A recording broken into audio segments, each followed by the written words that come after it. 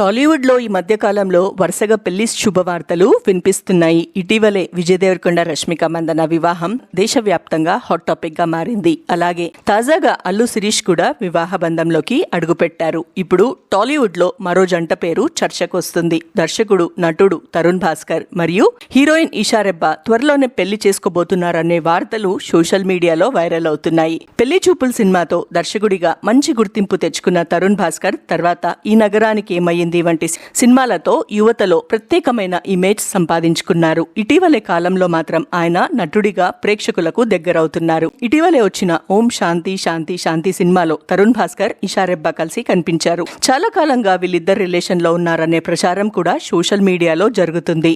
ఒక ఇంటర్వ్యూలో తరుణ్ భాస్కర్ మాట్లాడుతూ ఆమె నాకు ఒక స్నేహితురాలు కంటే ఎక్కువ అని చెప్పడం అభిమానుల్లో మరింత ఆసక్తి పెంచింది. అయితే వీరి పెళ్లికి ఒక లీగల్ ప్రాసెస్ ఇంకా పూర్తవ్వాల్సి ఉందని సమాచారం. తరుణ్ భాస్కర్ ఇప్పటికే విడాకుల కోసం కోర్టులో దరఖాస్తు చేసుకున్నట్లు టాక్ వినిపిస్తుంది.